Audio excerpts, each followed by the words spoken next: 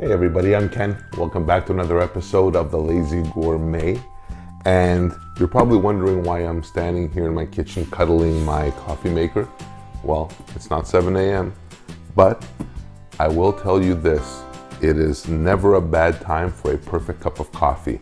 And having said that, today I want to talk to you about making that ultimate or perfect cup of coffee in your own kitchen, like the way your favorite coffee house or coffee shop does, but yet without having to go out for it in the cold, in the dead of winter. You can enjoy it like I do right in my own kitchen.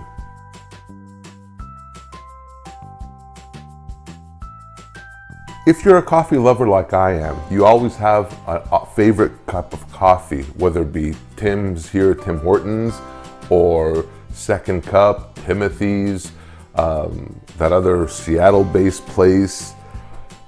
I know. Either way, you always go there, you always get that piping hot cup of coffee. It's always made perfectly, it's, blended right, it's at the right temperature, everything's okay. And like most places, they sell their coffee in bags so you can take home and make it for yourself.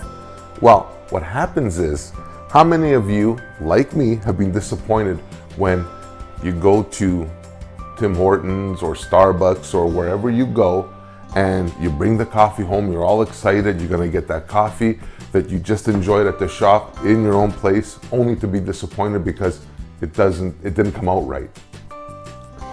That irritates me. And I have been on a quest, literally a quest, to find a way to perfect that coffee in your own kitchen, and I've done it. After all these years, after many trials, I've discovered the trick that is flawless, and I'm going to share it with you right now. You don't need water from a gurgling mountain brook.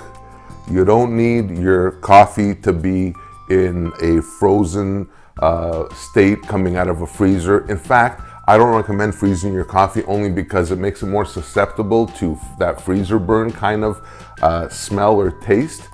That's a no-no. And besides, really, it doesn't do anything. All you really need is an airtight container, or simply buy it in smaller quantities and use it up fresh and continue to replace it. So, having said that, I will tell you this.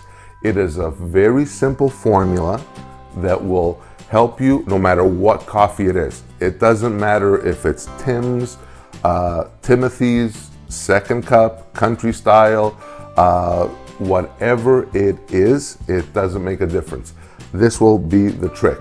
So I will show you. Number one, you have these little lines here that indicate on your coffee maker what cups of coffee you want or how many cups of coffee you want. So you have like 2, 4, 6, 8, etc., etc. You have your coffee. What you're going to do is very simply, and this is the money shot right here. What do I use? I'm using a tablespoon. That's right, a tablespoon, a soup spoon from your kitchen. Forget that stuff, those fancy schmancy, scoops and those things that come with the machine, and you add one of these per 1 cup of coffee or whatever. It doesn't work out. Either A, your coffee is going to be too weak, or if you want to strengthen it, it becomes bitter. You know what I'm saying? And I think you do know what I'm saying. So, make a long story short, this is what we do. Okay? What you're going to do is take a heaping tablespoon of coffee like that, just like that, for every 2 cups of water on your machine. That is the golden rule, my friends. Let me repeat this. A heaping tablespoon, just like that, right here, nice and easy. Put it in your machine. That is equal to 2 cups of water on your little meter here. So for example, if you're making 6 cups of coffee, you would put 3 of these tablespoons into your filter basket and 6 cups of water, level. Not a little bit less, not a little bit more, exactly that. My dear friends, I guarantee you will have a perfect cup of coffee all the time, every time, without exception. Believe me, I've been doing this and trying to figure this out for years, and I've used just about everything. And this is the most tried and true method.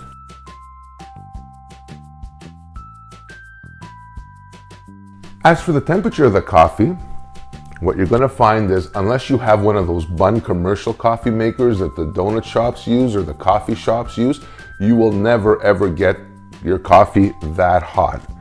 The trick to this is take your milk or cream, throw it in the microwave for about 10 to 15 seconds, just enough to get that coldness out of it, and you're going to find your coffee temperature will be about 30 to 50% hotter when you drink it than as if it were poured right out of the fridge. So that's another very important tip.